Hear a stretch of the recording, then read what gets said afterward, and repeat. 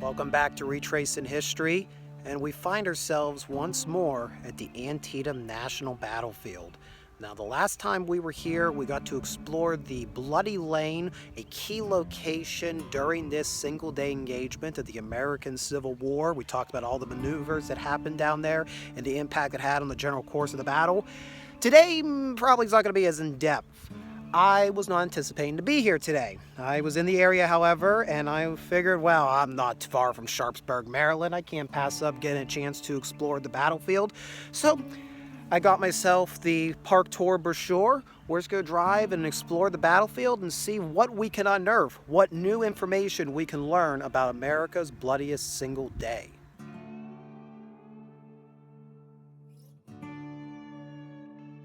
Just stepped outside of the visitor center, and immediately to the north there is a massive monument. This is dedicated to soldiers from the state of New York that participated in the fighting here on September 17th, 1862. New York was one of, if not I think, the single largest state to contribute soldiers to the Union war effort. And down here you'll see there's a placard about it being rededicated in 1962 for the centennial of the Civil War.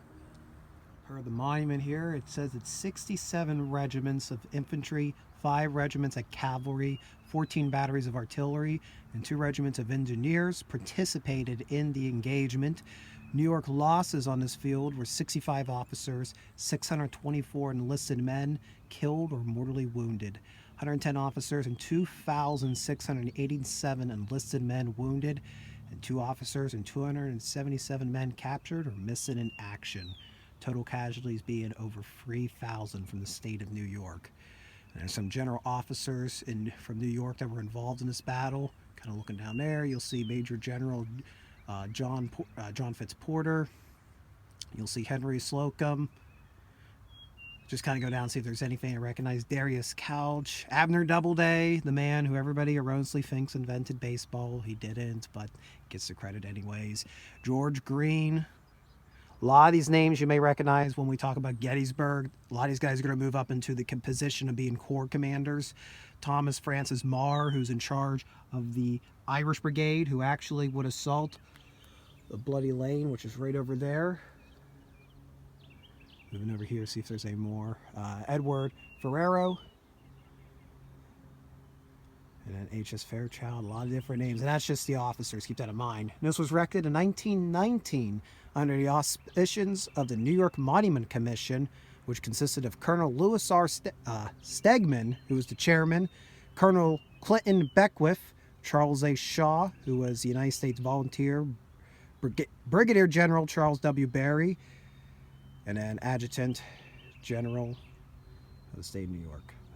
I know I butchered that lower half, but it's interesting to think about a lot of these monuments. You know, we just think they denote the site of battles, which they do, but also when these were dedicated, I mean, a lot of this is paid for by funding from the very servicemen these were dedicated to, and servicemen and their families. Some of them had the chance to likely be here for the dedication back in 1919. So these monuments are a direct tie to us here in the 21st century, to those that served here in the 19th century.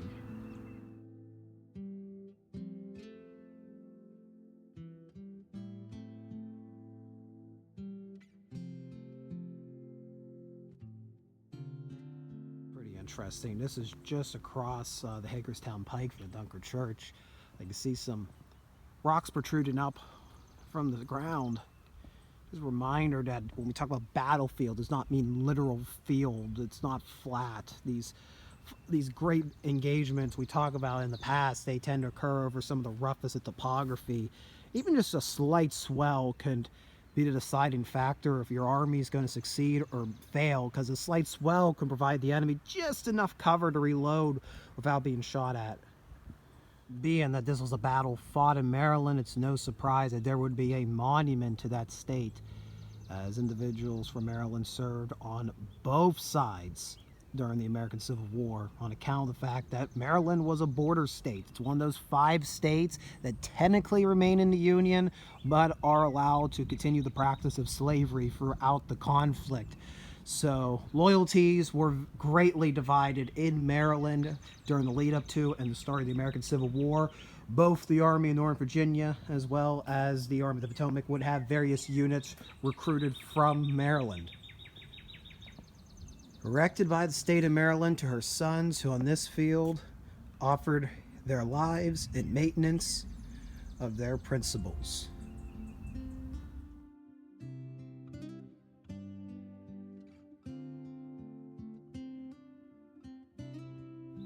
So on the Maryland Monument, there's a series of bas reliefs, and they are fascinating, a lot of detail. But what's also cool to note is, so this is showing Walcott's 1st Maryland Battery, which is firing, you'll notice, on the Dunker Church, which is alarmingly right over there. But if you move over just to the other side, a little bit farther, next one. There's another relief here, and this is for Brockenborough's Maryland Battery of the Confederate States of America, repelling charges at Antietam. And again, placard for the Baltimore Light Artillery, but this is for the Confederate Army, organized in Richmond, Virginia, August 17th, 1861, engaged in battles at Harper's Ferry, Winchester, Front Royal, Cross Keys, Port Republic, Woodstock. Yes, they were fighting.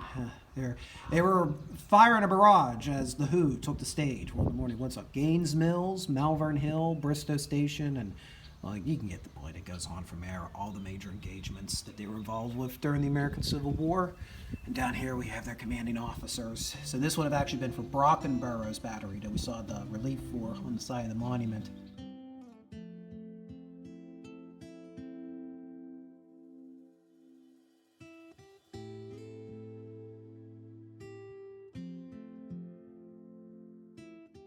So here we have one of the most iconic landmarks on the Antietam National Battlefield, the Dunker Church. Now, this is mostly a reproduction of the Dunker Church, brought out a bit. But first, a little bit here from the wayside from the National Park Service.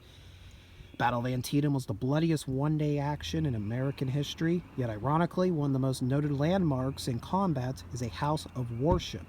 The historic church was built by local German Baptists in 1852 on land donated by local farmer Samuel Moma. The name Dunker comes from their practices of full immersion baptism. During its early history, the congregation consisted of about a half a dozen farm families from the local Sharpsburg area. Although heavily damaged in the fight by rifle and artillery fire, the church survived, only to be blown down by a windstorm in 1921. I got an illustration up here. Now, this does not really, it does here briefly talk a little bit. After this was blown down in a windstorm, a local the property owner at the time set a sandwich shop right on the foundation of the Dunker Church, and through the 1950s was actually serving hamburgers and other sorts of sandwiches right on the historic ruins. That is battlefield tourism for you in the 20th century. In 1962, the church was reconstructed using original materials. A local resident, when the original church had been blown down, had actually succeeded in preserving some original bricks, which actually surround the doorway into the reconstruction. I think they also saved some of the window seals, if I'm not mistaken. And I was told on a previous visit, I could be wrong on this, I swear I remember this, that there's at least one pew in here that is original to the Dunker Church. But they won't tell you which one it is for preservation reasons. And this is just kind of a mock-up of what the interior of the church may have looked like. The Dunkers were a very modest religious sect. They would have divided the men from the women, rather plain dressed. So not really much to look at. But ironically, they chose this land because it's about a mile north from the town of Sharpsburg. It's relatively quiet and peaceful most days. And today it's peaceful, even with, you'll get some cars passing through on the Tor Road, which was historically the Hagerstown Pike. But it's peaceful today. But ironically, on September 17th, 1862, some of the most intense fighting in the American Civil War occurred right around this church. Well, Josh of History Savior 1941 is going to enjoy this. The National Park Service has a display, a breakdown of all the artillery pieces that you would have saw used in the Battle of Antietam and the surrounding campaign. Now we'll start down for the far right. I don't know why I went to the big one, but I wanted to see the big one first. You know, you can't blame me if you're starting with a big gun. We got here a model 1841 6-pounder gun. This was actually used predominantly during the Mexican-American War and is a smooth-bore piece, so doesn't have as effective of range as its younger siblings. However, don't let it deceive you. It still is going to pack a punch at close range. I mean, that's a cannonball hurtling out in the air at 600 miles per hour. And this was used by a variety of Confederate batteries during the battle. Moving down here, we got a model 1857 12-pound Howitzer. This is what you get called the Napoleon. It's also smooth-bore and was one of the most favorite pieces of artillery to be used by both sides of the conflict. It has moderate range, but is used for explosive shells. So you would actually have that spherical, or sometimes it can be conical projectile flying out of the howitzer. Well, and when it reaches target, it should ideally explode. There were a series of fuses. You could have 5-second, 10-second, 15-second, 20-second fuses, depending on the range you're firing, to have that shell detonate at your target. And we kind of move forward over here to the free-range ordnance rifle. So this actually, we can actually go up forward. It should have grooves inside for more accuracy and longer range. Yep, you can see my fingers running on there.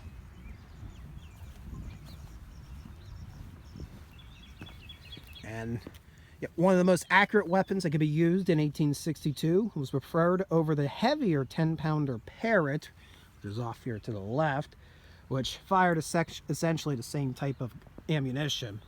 And this cast iron rifle with its band of wrought iron reinforcing the breech was a modern weapon for its time. Effective at moderate range, the 20-pounder, similar except for size, was the heaviest rifle cannon used at Antietam. So I want you to imagine something like this, but about twice, a little bit larger, firing a 20-pound projectile. This fired 10-pound, but there was a bigger brother that fired a 20-pound projectile. And those 20-pound Parrott rifles, they would not have been here on this ridge line. They actually would have been over in Union hands, basically out of range, across the hill slopes of the battlefield to get the Antietam Creek over there. On the other side, there is a steep height where the Pry House sits. That was General McClellan's headquarters during the battle. That's roughly where those 20-pound Parrott rifles were. And well, the reason the Park Service has this artillery display where it is, on this, I don't even really call it a ridge fully, on these hilltops here, on these brows. I loved using the term brow in my Birmingham Hill videos. So let's keep on using that, the term brow. Oh, hi, Birdie. We're just going to pause and look at you for a bit. Just going to photobomb this edition of Retracing History. Yeah. What do you have to say about, what do you have to say about the gun you're sitting on? What do you have to say about that howitzer over there? Nothing? Okay, anyways. I get easily distracted. The reason this display is on these brows is that on the morning of September 17th, about 20 artillery pieces were deployed by Stephen D. Lee. He was in charge of a battalion of Confederate artillery. And this is an ideal, I feel, if you're here in the morning and you don't have nobody attacking you, yeah, I'd want to put some big guns up here. It's going to make a very, very big obstacle for any bluecoats wanting to come down the Hagerstown Pike from the north. The problem is, once those bluecoats get artillery pieces on the opposite hilltops, as you can see over there, well, we are now in what was known as artillery hell. That is how many men of both sides have fought here describe this location. This was artillery hell. You have the Confederate batteries firing toward the north, but they're taking fire from the opposite side of the Antietam Creek, taking Union fire from the north. It was a nightmare to be standing here. And in fact, Lee's battalion will suffer 25% casualties while trying to hold on to the Dunker Church.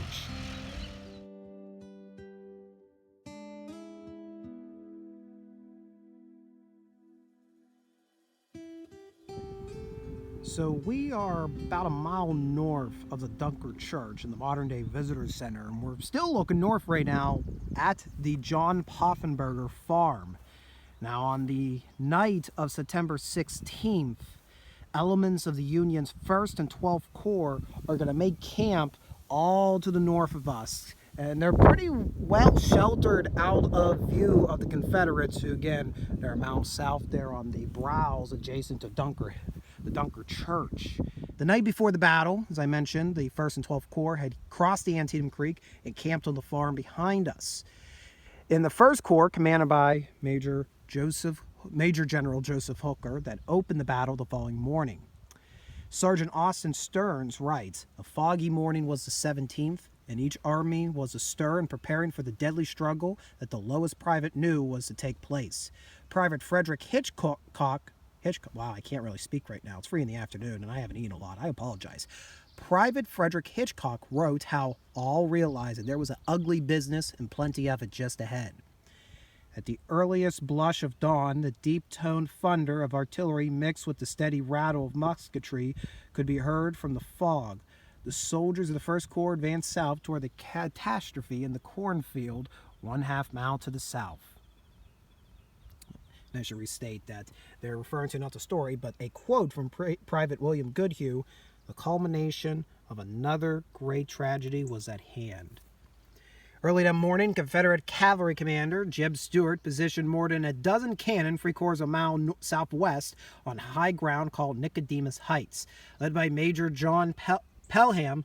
Man, I always fight over Pelham's name. My tongue does not like saying it. Pelham. The shells from these guns devastated Union soldiers as they advanced out of the North Woods, which are right in front of us, and into open ground and through the cornfield. Federal artillerist Albert Monroe vividly remembered the fire that came from Pelham's guns. "We could see the first rays of the sun lighting up the distant hilltops when there was a sudden flash, and the air around us appeared to be alive with shot and shell. The opposite hills seemed suddenly to have become an active volcano, belching forth flame and smoke." So I've been to Antietam a couple times, but this is the first time I've ever stood on the Poffenberger farm. In fact, this is the first time I've really explored anything beyond the Dunker Church and Bloody Lane area. Normally it's because Antietam tends to get crunched in on my travels. So it's like, we'll stop there for a rest for an hour or so and then we'll move on to the next location. I highly discourage this notion that you think Antietam can be a one-day stop. You may think it because it was a one-day battle. So much happened in this one day. Keep in mind, when the dust settles in this particular battle, 23,000 combined casualties when you take into account both sides. 23,000 Americans had been killed, wounded, or were a casualty for another reason. There is so much to cover, and again, I hope one day to have the opportunity to bivouac, I guess you want to say, in the Sharpsburg, Maryland area for a few days and just get out. There's so many trails that go off across the battlefield and really get to explore these hallowed grounds. Just in front of the John Poffenberger farm, there's a chain of monuments. They're all devoted to Pennsylvania units. In particular, you notice that they're in Reserve Corps. So this is for the 3rd Regiment Pennsylvania Reserve Corps, also known as the 32nd Regiment Pennsylvania Volunteer Infantry. And these Pennsylvania Reserves were under the division commanded by Major General George Gordon Meade.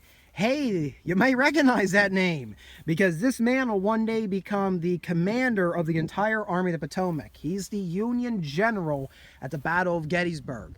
But before then, he was a pretty darn good division commander attached to the, in this case, he was attached to the 1st Army Corps, but I think he later on his division ends up getting transferred over to the 5th Corps, which would explain why, if you notice here, these are markers for the Union 5th Corps. Now, in 1862, there was no formal marking system for the United States Army, for the Corps systems that were involved in the Army of the Potomac. That would only come about after the Maryland campaign as a way to both give some cohesion to the Army and also to give these men something to be proud about, something to have to boast about. You know, my corps was there, my brigade did this, you know, my division did that, to give some purpose for what they were doing. The gentleman who came up with the corps badge system, that was Joseph Hooker, who would become the commander of the Army of the Potomac. in early 1863. So I'm interested now. It took me a moment, like, why are there 5th Corps badges when this isn't the 5th Corps yet? But now it makes sense, because later on in the war, these veterans for these regiments, when they came and dedicated these monuments, that's the symbol they ultimately identified with, even though it was only around for the latter half of the conflict.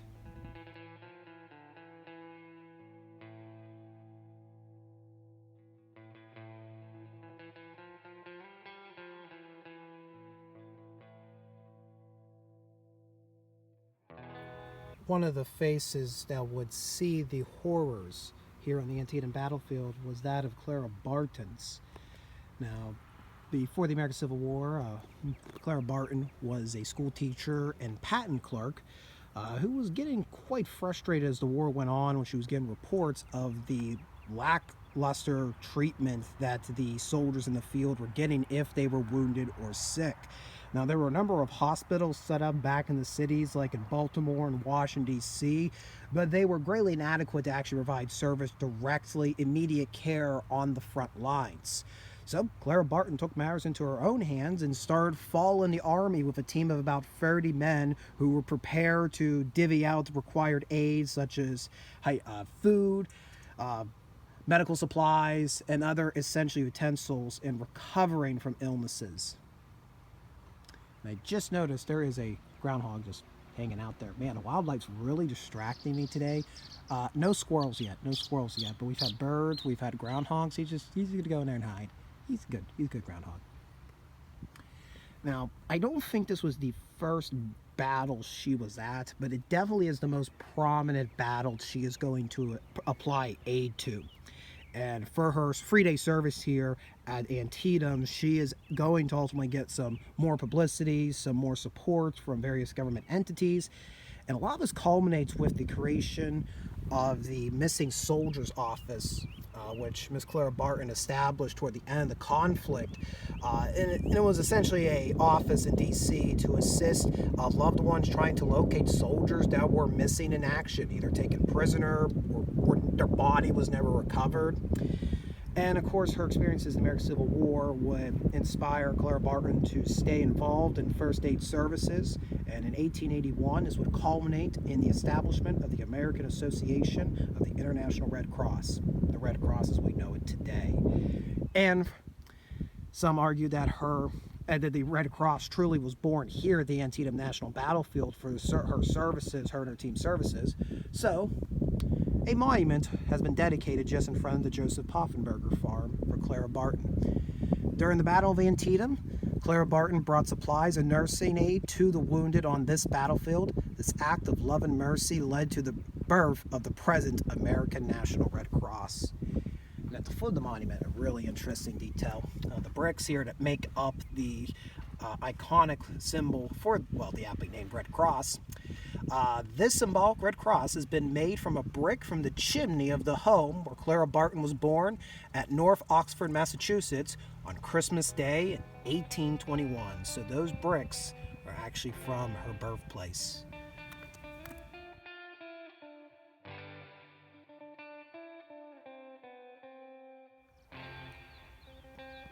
I would say that this is Gus, but we're not in Pennsylvania right now, we're in Maryland, so I don't think the groundhog's gonna give me any scratch-off tickets.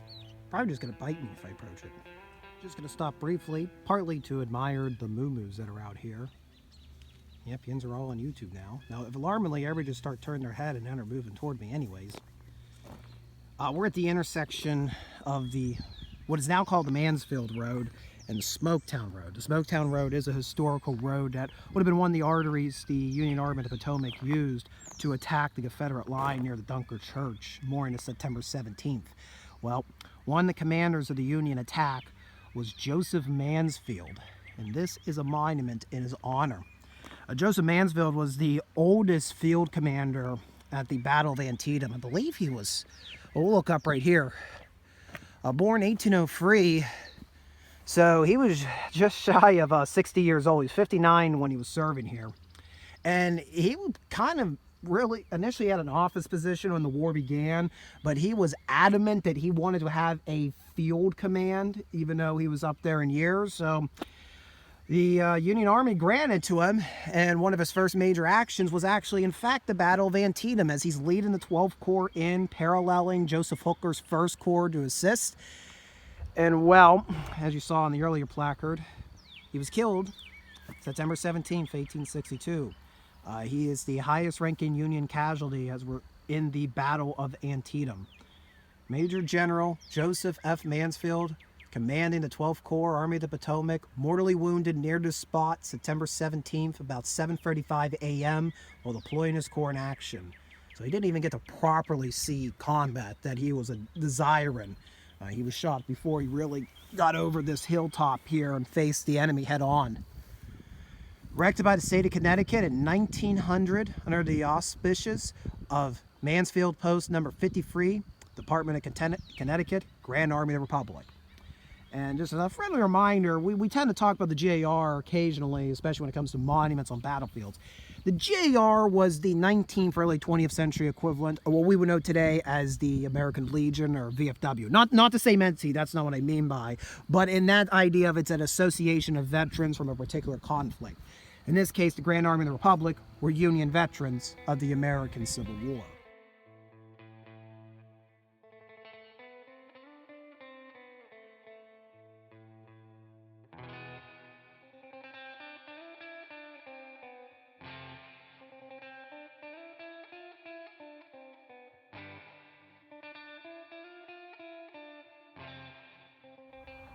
There are many cornfields in the United States of America, not including all the other ones in the world. But when American historians say the cornfield, this is what they're referring to. Again, I know it doesn't look like a cornfield, that this is planted for corn. Corn does grow here. And it'll become one of the most infamous locations during the Battle of Antietam, as the wayside is about to tell us. At daybreak, Hooker's 1st Corps, approximately 8,000 men, advanced south through the cornfield where the hostile battle lines opened a tremendous fire upon each other. Initially knocked back, Hooker's men regrouped and began to push General Stonewall Jackson's men back as the casualties on both sides began to escalate. At 7 a.m., General John Bell Hood's Confederate division of approximately 2,000 men was waiting behind the Dunker Church. Jackson called them into battle, and in less than 5 minutes, we were advancing toward the enemy. In less than 15, we were sending and receiving death missiles by the bushel. Hood's men drove north, forcing the 1st Corps back across the cornfield. General Lee ordered the troops from General D.H. Hill's command at the Sunken Road to move north into the cornfield. Some of these regiments attacked all the way to the northern edge of the cornfield, where they were crushed by the arrival of the Union 12th Corps. At 8 a.m., General Joseph Mansfield's 12th Corps, over 7,000 soldiers, arrived and drove back Hood's men and the Confederate reinforcements of the Sunken Road. General Mansfield was mortally wounded, and General Alpheus Williams took command of the corps. By 9 a.m., there was a short lull in the action. Most of the Confederates on the north end of the battlefield retreated to the west woods. Almost 8,000 Union and Confederate soldiers had been killed or wounded in and around the cornfield.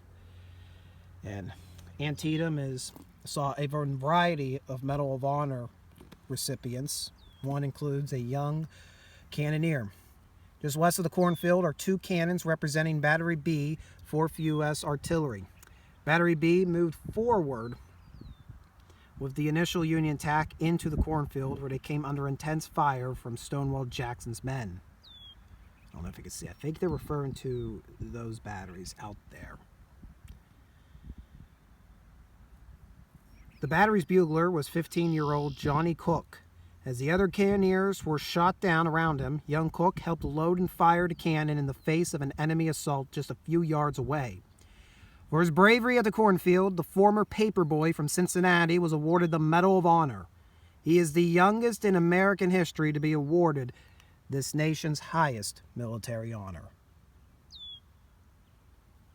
Now, time is dwindling quickly for me if I want to be able to make it home before the sun sets. But while we're here near the cornfield, there is a monument I've driven by so many times. I've never actually got to walk up in person to see it, so I'm going to hike down and take a look at it. So just south of the Cornfield, you'll see a row of monuments dedicated to Union as well as some Confederate units. And while they have unique features, they have the same general blockish feature. Well, the veterans of the 90th Pennsylvania Volunteer Infantry who would have fought right in around this location, September 17th, 1862, they wanted to have a monument that would be very different and would stand out. This is their monument. Now, this is not the original they dedicated. The original, which was dedicated sometime in the 1880s, was free, genuine muskets that they tied together in the stack arm formation with a kettle hanging underneath. Now, while that is definitely a very impactful monument, it doesn't hold well against the elements or theft. So by the 1930s, these muskets, which were rotted into the ground, quite honestly, it was a miracle it had yet to keel over. The monument was dismantled by the National Park Service for fear of theft. Now, for years, they had always wanted to find a way to put a replacement out for the 90th Pennsylvania, but it wouldn't be until 2004 that that replica got dedicated. And the gentleman that actually made this, it's Gary Castile, who we've talked about before in Retracing History. He is still active today, doing sculptor work, particularly involved with creating monuments for military events, particularly the American Civil War. So Gary Castile has a studio in Gettysburg. If you're ever in town, be sure to stop by and say hi to him. I always make sure to do so. So yeah, this was one of his works, 2004, a replacement for an original monument that was originally made out of muskets.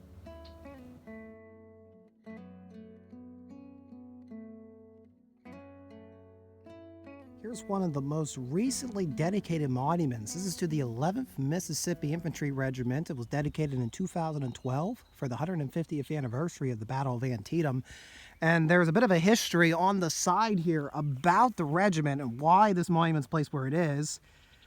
The men of the 11th Mississippi first engaged the Federals on September 16, 1862. And in that action, Colonel Philip F. Lindell, commanding the unit, was mortally wounded, forcing the regiment to withdraw to the West Woods. So that September 16th action kind of occurred over there. That's the East Woods approximately. And they would have fell back across to the West Woods, which are adjacent to the Dunker Church.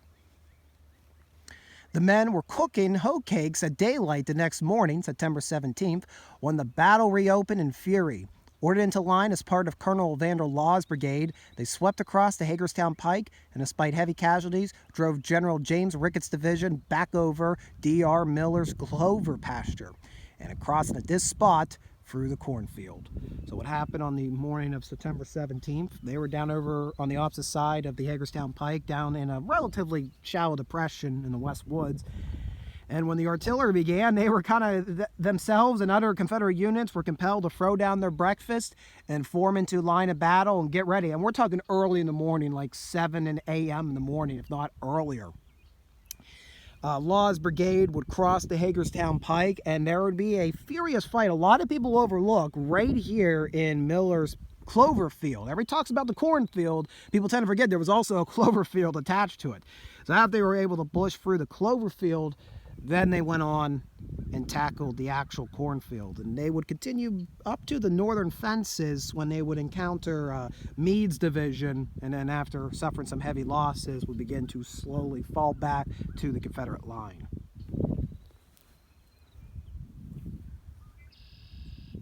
To hold their position, Law's brigade fell back to the West Woods. Lieutenant Colonel Samuel Butler was fatally wounded, and Major Taliaferro Evans killed in the charge. Thus, the 11th Mississippi lost 3 successive commanding field officers in the action. 119 men of the 11th Mississippi were killed, wounded, or missing after 2 days of action.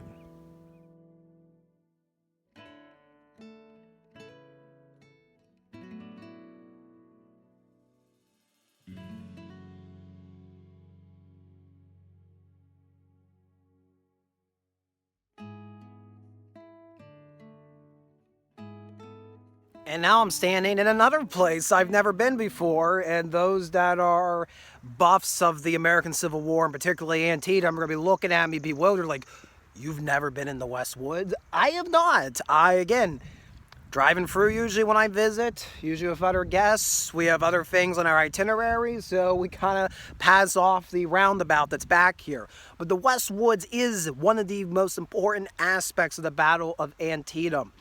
The intense action that occurs in this area is going to begin around 9 in the morning. So several hours now into the fighting. Union forces, Confederate forces have been going back and forth over the Cornfield, which is approximately over my shoulder across the Hagerstown Pike.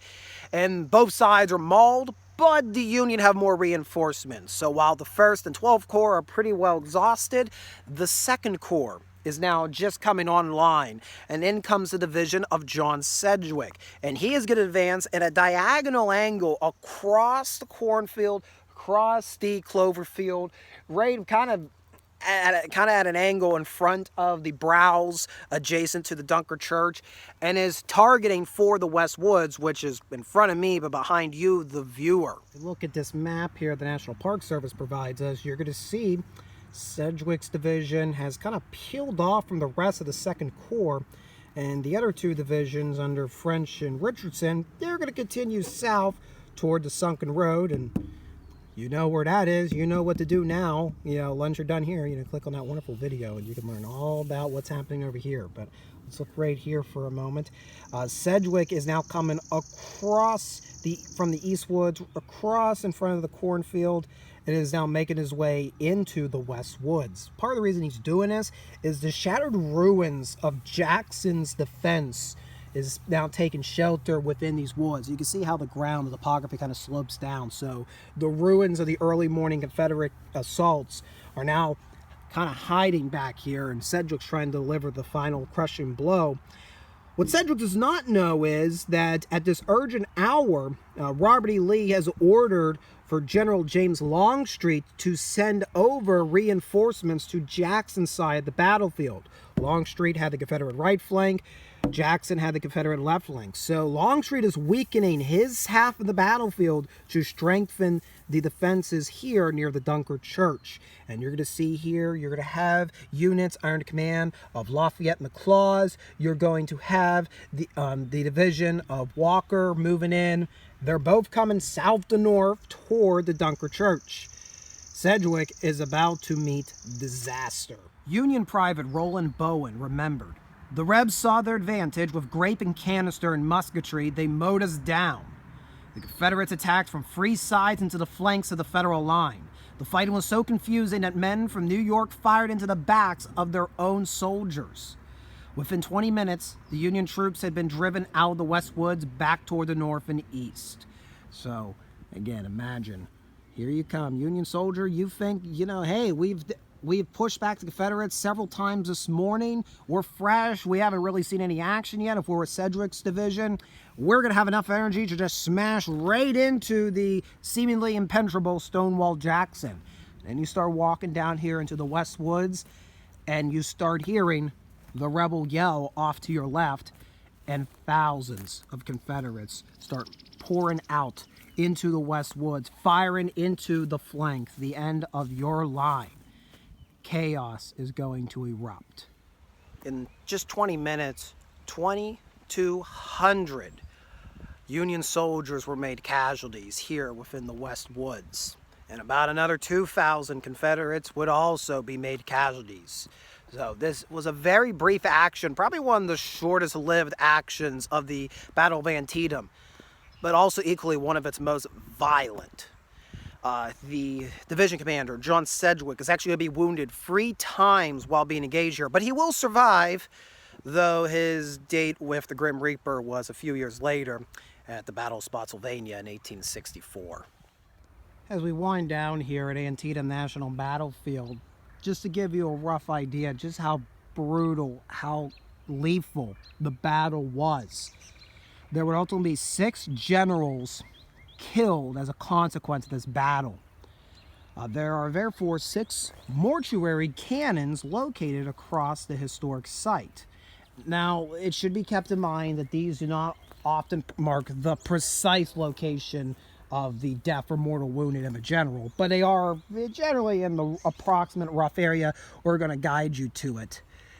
This mortuary cannon in the West Woods is dedicated to Brigadier General William E. Starke. He was a Confederate brigadier general who would befell here as he led his brigade here into action to try to drive back Sedgwick's division here in the West Woods.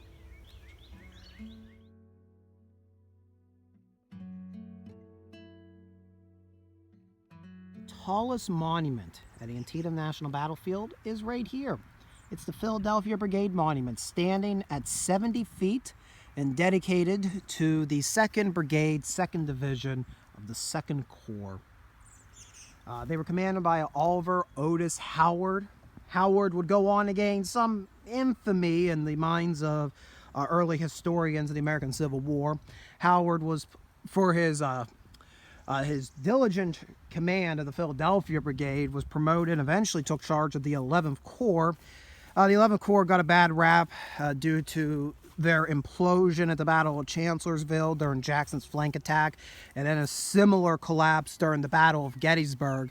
I'm actually a Howard and 11th Corps defender, at least in some tactical sense.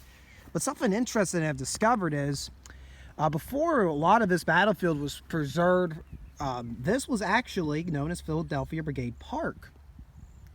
And during the fight in the West Woods, Philadelphia Brigade, commanded by Oliver Otis Howard, lost more than 550 men. 30 years later, the Brigade Association purchased 11 acres for their monument. The Veterans decided to use the excess property around the monument to establish a public park. They planted trees, erected a gate, and in 1896 dedicated a monument in what is now known today as Philadelphia Brigade Park. At the monument dedication in 1896, ribbons were presented to the veterans and souvenir medals were sold for those who attended. In 1940, the National Park Service acquired this land from the city of Philadelphia at the cost of $1.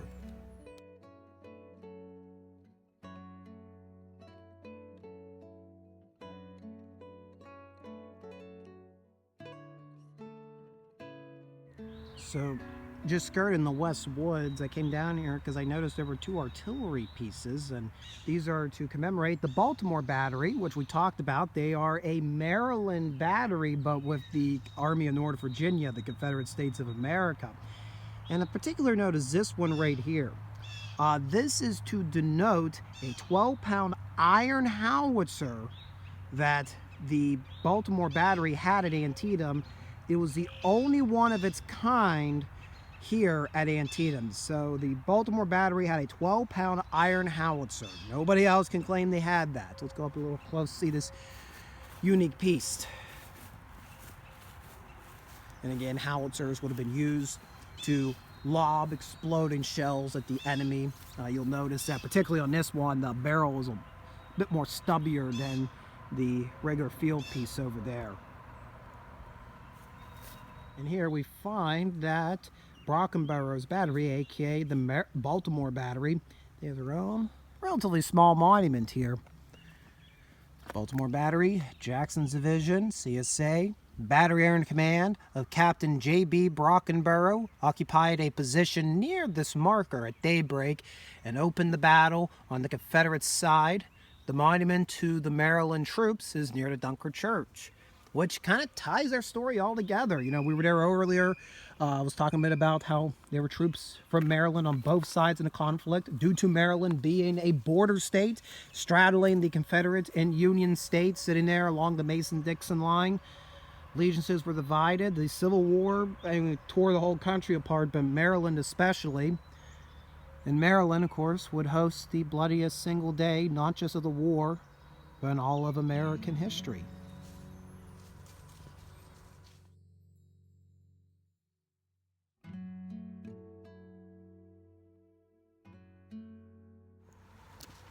Well, I wish I had more time to go explore more stuff, but I gotta hit the road. I gotta get back home. I have work and college to encounter in the coming days. But I would like to thank you for tuning in and watching. I hope you enjoyed this exploration of parts of the Antietam National Battlefield. If you want to see more videos like this, be sure to hit the like button down below. Be sure, if you've not done so already, to subscribe here to Redoubt Productions as we explore a wide variety of history, not just battlefields, but all sorts of different aspects. And if you want to keep me on the road, going out to explore these sites, and just simply keeping me awake from my college classes, you could buy me a cup of coffee through my Ko-fi page. Link is in the description below. Thank you guys for watching. See you next time.